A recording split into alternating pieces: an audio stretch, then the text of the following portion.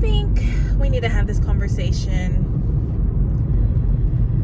Why I am against all types of intuitive eating guides and hunger scales and journaling about your hunger skills and rating your hunger cues, all of that stuff that just makes eating so complicated.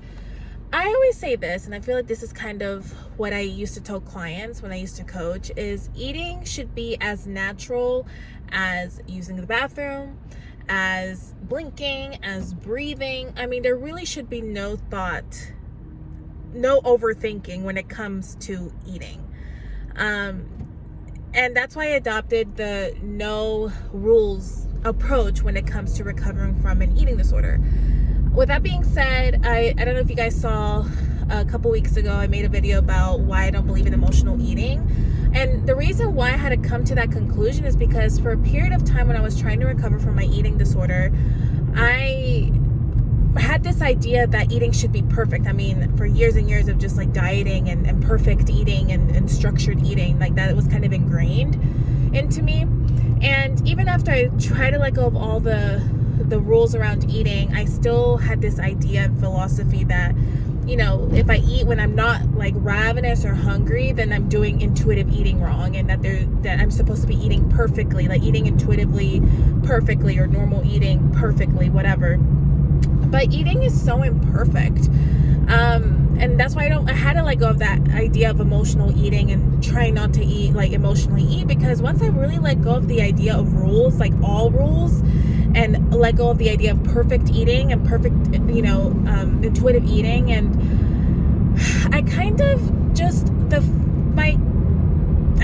there was no overthinking when it came to eating. I don't know really how it came, like I was able to recover finally, and my intuitive hunger cues finally came back, and food wasn't so much of an obsession anymore. And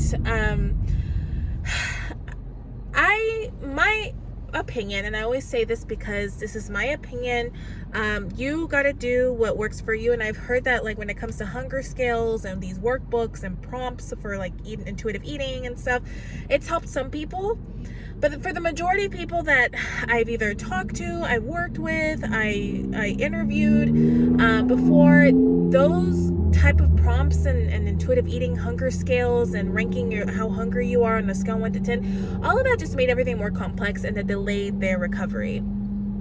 So my opinion, again, you got to do what works for you. Take my advice with a grain of salt. You only know what works best for you, and that's going to be my number one motto is follow your intuition, trust yourself, because the only thing we can do, or like people like me or like coaches and therapists can do, is guide you towards the answers that are already within you. But I personally think hunger scales and prompts and stuff just make everything complicated. They don't actually help your recovery. I think if you want to live a life to where eating is just as natural as going to the bathroom, and you are living your life and you're not putting much thought, and you're listening to, you're naturally listening to your hunger cues,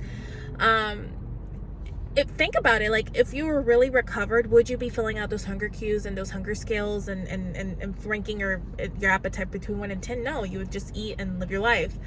Your body knows what to do. I think we underestimate how intelligent, and it makes sense because we just came off an eating disorder.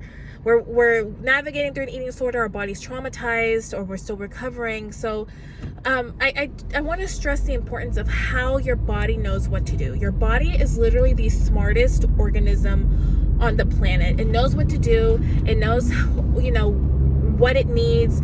It sends you cues through cravings, through, other, not symptoms, but just, it knows what to do. You don't have to really overthink it a lot.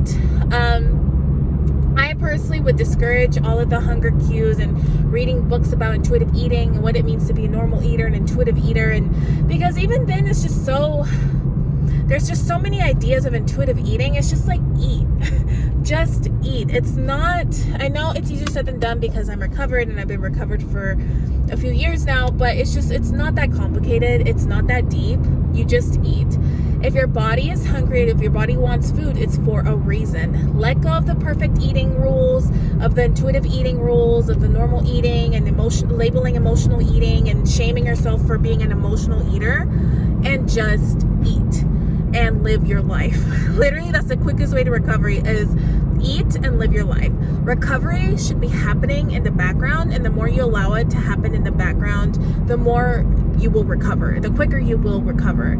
I am against those type of like hunger skills. They kept me stuck for such a long time, and they didn't help me. They just stressed me out. Again, I'm sure it's worked for some people, but for the majority of people that I've talked to, I've interviewed, I personally, I've seen them kind of struggle.